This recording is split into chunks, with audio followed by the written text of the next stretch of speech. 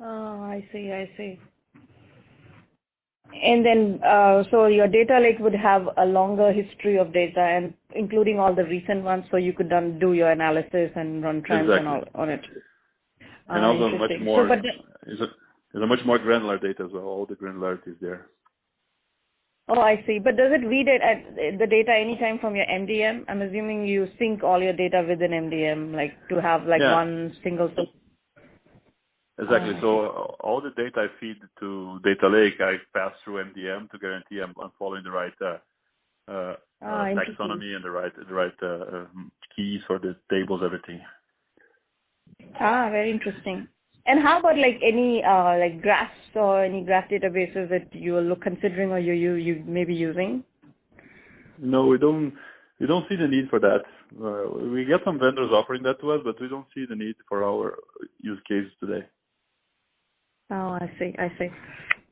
Yeah, I was thinking about like the knowledge piece that you mentioned, like it's with the employees and if there was any relationship there. That's what I was trying to probe a bit. No, yeah, we don't. So this, okay, no worries. Thank you. This is helpful. So this is the non-digital side. And then I think you mentioned you use TensorFlow algorithms, right? Yeah, we do. And then the output that you get, what is the form of the output from these models? Like how does it feed into either your systems or is it like analytics reporting? How does it work? It has many different ways, but most for the systems, we also use AI for analytics, yes, but we use most for them for really to create enriched data or like classifications, categorize data, categorize click customers, categorize many things, right? So we basically like create label data, we put tags on data. This is all done automatically by AI to help on the search, to help on intelligent search and all these things, right? So that's what we do. We also generate insights that are fed to like for the sales force, for the salespeople to really get their insights there about what products should be offered and this kind of things, right? And also, of course, we use regression things to provide dashboards for explaining sales decreases or increases and things like that. I see. Got it. So just to summarize it back to you. So one output could be basically you're able to, you said, create richer data sets with better labels and categories that you can surface to employees who may be looking for information using your systems, right, within the company. Exactly. And then the other use cases could be basically just like reports that goes out to, like you said, sales folks and maybe, I don't know, factory people or something. Exactly. Mm-hmm. Got it. And I think the whole purpose, like the key purpose from your business side is like, how do you improve productivity, basically lowering your costs and making it more efficient, right? Exactly.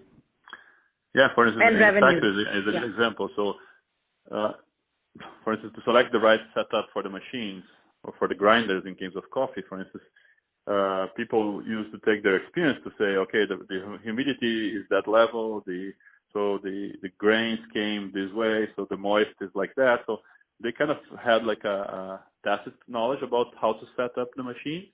We now can analyze 4,000 variables and come to the right setup, right? So something that was virtually impossible before, and the accuracy is much higher, of course. Oh, I see. That's very interesting. I didn't realize it made so much of a difference. Okay, that's and so the chance of your wastage that's lowered, right? If you do it right, and like the end product is in meets your quality standards, right? I'm assuming. Exactly. You meet the quality standards and you get like more productivity for the raw material. So the same amount of coffee makes more of green beans, so it makes more coffee basically. I see. Very interesting. Got it. This is very helpful. Thank you. And then on the digital side, maybe we could just go through the similar stuff that we went through. If you could pick an example, and we could talk a bit about how does the data look like, how did you set it up, and things like that.